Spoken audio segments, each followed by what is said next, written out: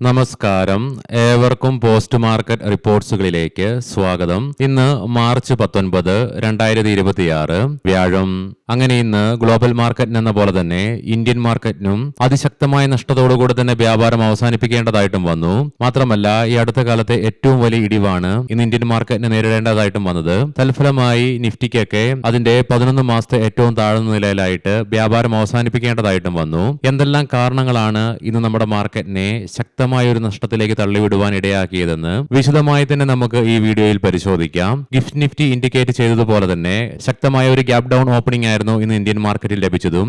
നിഫ്റ്റിയിൽ മാത്രം 580-ലേറെ പോയിന്റുകളുടെ ഗ്യാപ് ഡൗണോട് കൂടിയിട്ടാണ് ഓപ്പണിംഗ് ലഭ്യമായിരുന്നതും. മാർക്കറ്റ് ഓപ്പൺ ആയി 10 മിനിറ്റുകൾ കൊണ്ട് തന്നെ 23,378 എന്ന ലെവലിൽ റെസിസ്റ്റൻസും നേരിട്ടു. പിന്നീട് മാർക്കറ്റ് അങ്ങോട്ട് നേരിയ തോതിൽ ഇടിവ് രേഖപ്പെടുത്തിയെങ്കിലും ഉച്ചതിരിഞ്ഞ് 2:15 വരെ 23,000 എന്ന സൈക്കോളജിക്കൽ ലെവൽ കീപ്പ് ചെയ്യാൻ സാധിച്ചെങ്കിലും 2:30 ഉണ്ടായ അതിശക്തമായ ഇടിവിനെ തുടർന്ന് 23,000 എന്ന സൈക്കോളജിക്കൽ ലെവൽ മാത്രമല്ല, കഴിഞ്ഞ തിങ്കളാഴ്ചത്തെ ഡേലോയായ 22,950 എന്ന ലെവലും മറികടന്നുകൊണ്ട് എങ്കിലും 22,930 എന്ന ലെവലിൽ ഉടനടി തന്നെ സപ്പോർട്ടും എടുക്കുവാൻ സാധിച്ചതിന്റെ ഫലമായിട്ട് 775 പോയിന്റുകളുടെ നഷ്ടത്തോടുകൂടി 23,000 എന്ന ലെവലിന് മുകളിലായിട്ട് വ്യാപാരം അവസാനിപ്പിക്കുവാൻ സാധിച്ചപ്പോൾ സെൻസെക്സിന് 2,496 പോയിന്റുകളുടെ നഷ്ടത്തോടുകൂടിയും ബാങ്ക് നിഫ്റ്റിക്ക് 1,875 പോയിന്റുകളുടെ നഷ്ടത്തോടുകൂടിയും വ്യാപാരം അവസാനിപ്പിക്കേണ്ടതായിട്ട് വന്നു. മാത്രമല്ല, ഇന്ന് സെൻസെക്സിന്റെ വീക്ക്ലി എക്സ്പയറി ആയിരുന്നു. പുട്ട് സൈഡിലേക്കൊക്കെ അഗ്രസീവായിട്ട് ഷോർട്ട് ചെയ്തവർക്കൊക്കെ ഇന്ന് ഹെവി ആയിട്ട് ഒരുപക്ഷെ ബ്ലീഡ് ചെയ്യേണ്ടതായിട്ട് വന്നേരിക്കാം.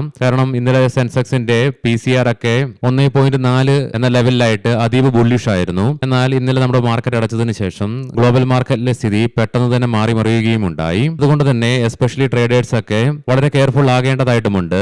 ഏത് സമയത്ത് വേണമെങ്കിലും ഇന്നലെ നടന്ന പോലെ തന്നെ നെഗറ്റീവായിട്ടോ പോസിറ്റീവായിട്ടോ കാര്യങ്ങൾ സംഭവിക്കാം. അപ്പോൾ അതിശക്തമായ ഒരു ഗ്യാപ് ഡൗണോ അല്ലെങ്കിൽ അതിശക്തമായ ഒരു ഗ്യാപ്പ് അപ്പോ നമ്മുടെ ക്യാപിറ്റലിനെ തകർത്ത് കളയാനും സാധ്യതകൾ ഏറെ തന്നെയാണ്. NSEയുടെ അഡ്വാൻസ് ഡിക്ലൈൻ റേഷ്യോയിൽ ആകെ 378 സ്റ്റോക്കുകൾക്ക് മാത്രമേ നേട്ടത്തോടുകൂടി വ്യാപാരം അവസാനിപ്പിക്കുവാനായുള്ളൂ. അതേസമയം 2,584 സ്റ്റോക്കുകൾക്ക് നഷ്ടത്തോടുകൂടി തന്നെ വ്യാപാരം അവസാനിപ്പിക്കേണ്ടതായിട്ടും വന്നു. മാത്രമല്ല, ഇന്ത്യൻ രൂപയ്ക്ക് ഇന്ന് US ഡോളറിനെതിരെ അതിശക്തമായ നഷ്ടം നേരിട്ടുകൊണ്ട് 93 എന്ന ലെവൽ ചരിത്രത്തിലാദ്യമായി മറികടന്നുകൊണ്ട് 93.22 എന്ന ലെവലിൽ റെക്കോർഡ് ലോയിലായിട്ടാണ് ഇന്ന് വ്യാപാരം അവസാനിപ്പിക്കുകയും ഉണ്ടായത്. NTPC ഗ്രീൻ എനർജിക്ക് HDFC സെക്യൂരിറ്റീസ് ബൈ റേറ്റിംഗ് നൽകുകയുണ്ടായി. മാത്രമല്ല, 121 എന്ന ടാർഗറ്റ് പ്രൈസും നൽകുകയും ചെയ്തു.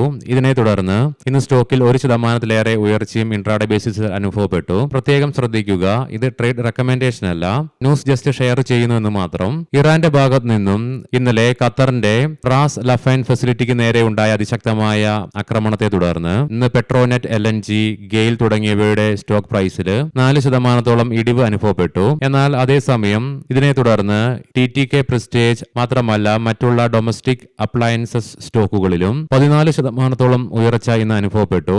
ഇനി നമുക്ക് ഇന്ന് നമ്മുടെ മാർക്കറ്റിനെ ശക്തമായ നഷ്ടത്തിലേക്ക് തള്ളിവിടുവാനിടയാക്കിയ ഘടകങ്ങൾ എന്തൊക്കെയാണെന്ന് വിശദമായി തന്നെ പരിശോധിക്കാം. ഇന്ന് രാവിലെ നമ്മൾ പ്രീ മാർക്കറ്റ് റിപ്പോർട്ട്സിൽ കണ്ടിരുന്നു. അതായത് ഇന്നലെ ഇസ്രായേലിന്റെ ഭാഗത്ത് നിന്നും ഇറാന്റെ ഫാർസ് ഫെസിലിറ്റിയുടെ മുകളിൽ അതിശക്തമായ ആക്രമണം നടത്തുകയുണ്ടായി. ഇതിനെ തുടർന്ന് പ്രകോപിതരായ ഇറാൻ ഇസ്രായേലിനെതിരായിട്ടും മറ്റുള്ള GCC രാജ്യങ്ങൾക്കെതിരായിട്ടും അതിശക്തമായി തന്നെ ആക്രമണം നടത്തുമെന്നുള്ള പ്രഖ്യാപനം നടത്തുകയുണ്ടായി. മാത്രമല്ല, ഗൾഫ് രാജ്യങ്ങളുടെ പെട്രോളിയം, ഗ്യാസ് മേഖലകളെ തന്നെ പ്രത്യേകമായി ലക്ഷ്യം വെക്കുമെന്നുള്ള പ്രഖ്യാപനവും ഇതിനോടുകൂടി തന്നെ വന്നു.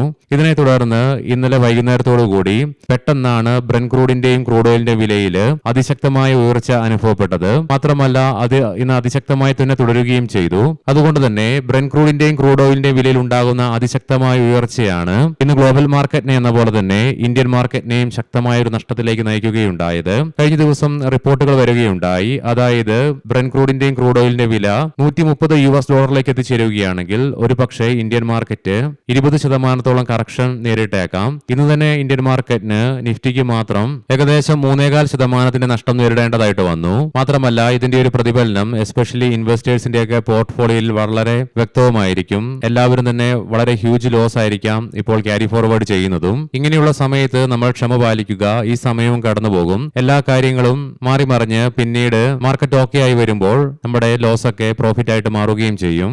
അതിനാൽ തന്നെ ഇങ്ങനെയുള്ള ഘട്ടങ്ങളിൽ നമ്മൾ മാക്സിമം നമ്മുടെ മനസാന്നിധ്യം കൈവിടാതെ നോക്കുകയും ചെയ്യണം. എങ്കിൽ മാത്രമേ മാർക്കറ്റിൽ നമുക്ക് ലോങ് ടൈമിൽ സക്സസ് ആയിട്ട് നിലകൊള്ളുവാനുമാവുകയും ചെയ്യുകയുള്ളൂ. തുടർച്ചയായിട്ട് 3 ട്രേഡിംഗ് സെഷനിൽ ഗ്ലോബൽ ക്യൂസ് ഫേം ആയിട്ട് തന്നെ നിലനിൽക്കുകയുണ്ടായി. എന്നാൽ ഇന്നലെ വൈകുന്നേരം മുതൽ ആരംഭിച്ച ഇടിവിനെ തുടർന്ന് ഇന്നലെ US മാർക്കറ്റിലും ഇന്ന് യൂറോപ്യൻ ഏഷ്യൻ മാർക്കറ്റ്സിലും അനുഭവപ്പെട്ട ശക്തമായ ഇടിവിനെ തുടർന്ന് ഗ്ലോബൽ ക്യൂസ് വീക്കായിട്ട് മാറിയതും വിദേശ ധനകാര്യ സ്ഥാപനങ്ങളുടെ തുടർച്ചയായ സെല്ലിങ്ങും കൂടാതെ തിങ്കളാഴ്ചയും ചൊവ്വാഴ്ചയും ഇന്നലെ ബുധനാഴ്ച വരെയും 3 ട്രേഡിംഗ് സെഷനുകൾ കൊണ്ട് ഏകദേശം 18% ഇടിവ് രേഖപ്പെടുത്തിയ ഇന്ത്യ വിക്സ് ഇന്ന് സിംഗിൾ ഡേ കൊണ്ട് 23% ഉയർച്ചയും രേഖപ്പെടുത്തി. ക്ലോസിംഗ് ബേസിസിൽ മാത്രം 21.79% ഉയർച്ചയോടുകൂടി 22.80 എന്ന ലെവലിലേക്കും എത്തിച്ചേർന്നു. അതുകൊണ്ട് തന്നെ ഇന്ന് ഇന്ത്യ വിക്സിലുണ്ടായ അതിശക്തമായ ഉയർച്ചയും കൂടാതെ ഇന്നലെ യുഎസിലെ ഫെഡ് പോളിസിയുടെ ഭാഗമായി പുറത്തു വന്ന ഫെഡിന്റെ ഭാഗത്ത് നിന്നും ഇൻട്രസ്റ്റ് റേറ്റ് സ്റ്റഡി ആയിട്ട് നിർത്തുക മാത്രമല്ല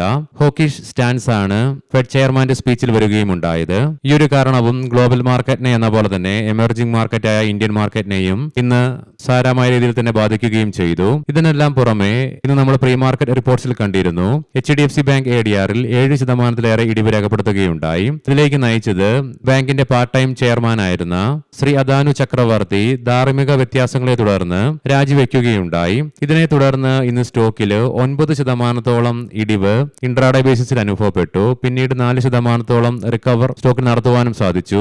5.11% ഇടിവോടുകൂടി 800 എന്ന ലെവലിലായിട്ടാണ് സ്റ്റോക്കിൽ ഇന്ന് വ്യാപാരം അവസാനിപ്പിക്കുകയും ഉണ്ടായത്. മാത്രമല്ല 2020 മാർച്ച് കോവിഡിനോടനുബന്ധിച്ചുള്ള ലോക്ക്ഡൌൺ ആരംഭിച്ചതിനു ശേഷം സിംഗിൾ ഡേയിൽ സ്റ്റോക്കിൽ നേരിടേണ്ടി വന്ന ഏറ്റവും വലിയ ഇടിവാണ് 6 വർഷങ്ങൾക്ക് ശേഷം ഇന്ന് HDFC ബാങ്കിന് നേരിടേണ്ടതായിട്ടും വന്നത്. ഇന്ത്യൻ മാർക്കറ്റിലെ ഹെവി വെയിറ്റ് സ്റ്റോക്ക് ആയതുകൊണ്ട് തന്നെ ഇന്ന് HDFC ബാങ്കിന്റെ ഇടിവ് ഇന്ത്യൻ മാർക്കറ്റിനെയും വലിയ രീതിയിലേക്ക് താഴേക്ക് തള്ളിവിടുകയും ഉണ്ടായി. ഇതിനെ തുടർന്ന് ഇന്ന് ഏകദേശം 1 ലക്ഷം കോടി രൂപയുടെ ക്യാപിറ്റലാണ് HDFC ബാങ്ക് നിക്ഷേപകരുടെ ഭാഗത്ത് നിന്നും ചോർന്നു പോകുകയും ഉണ്ടായത്. ഇതിനു പുറമെ ഇന്ന് ഇന്ത്യൻ രൂപയ്ക്കും അമേരിക്കൻ ഡോളറിനെതിരെ ശക്തമായ ഇടിവ് നേരിട്ടുകൊണ്ട് ചരിത്രത്തിലെ ഏറ്റവും താഴ്ന്ന നിലയിലായിട്ട് വ്യാപാരം അവസാനിപ്പിക്കേണ്ടതായിട്ടും വന്നു. ഈ കാരണങ്ങൾ കൊണ്ടൊക്കെയാണ് ഇന്ന് നമ്മുടെ മാർക്കറ്റിന് ശക്തമായ നഷ്ടത്തോടുകൂടി തന്നെ വ്യാപാരം അവസാനിപ്പിക്കേണ്ടതായിട്ടും വന്നത്. ഇനി ഗ്ലോബൽ മാർക്കറ്റുകൾ പരിശോധിക്കാം. നിലവിൽ യുഎസിലെ ഡോ ജോൺസ് ഫ്യൂച്ചർ നേരിയ റിക്കവറി നടത്തിക്കൊണ്ട് 28 പോയിന്റുകളുടെ നേട്ടത്തിലാണ് വ്യാപാരം നടത്തിക്കൊണ്ടിരിക്കുന്നത്. European മാർക്കറ്റ്സിൽ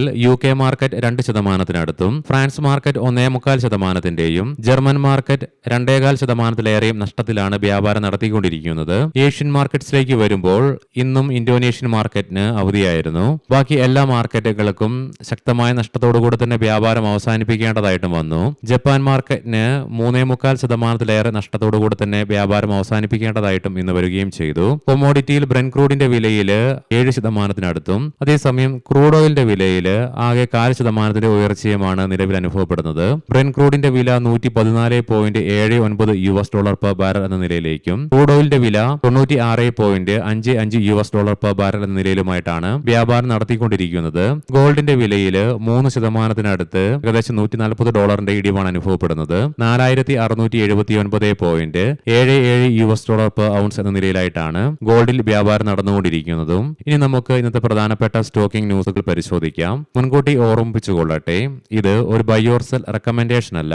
United breweries ഇലാറ capital സ്റ്റോക്കിനെ reduce എന്ന റേറ്റിംഗിൽ നിന്നും അപ്ഗ്രേഡ് ചെയ്തുകൊണ്ട് അക്യുമുലേറ്റ് എന്ന റേറ്റിംഗ് നൽകുകയുണ്ടായി. മാത്രമല്ല ടാർഗറ്റ് പ്രൈസും ഉയർത്തുകയും ചെയ്തു. ഹിന്ദുസ്ഥാൻ കൺസ്ട്രക്ഷൻസ് ബൃഹൻ മുംബൈ മുനിസിപ്പൽ കോർപ്പറേഷനിൽ നിന്ന് 1,662 കോടി രൂപയുടെ ഓർഡറുകൾ കമ്പനിക്ക് ലഭിച്ചു.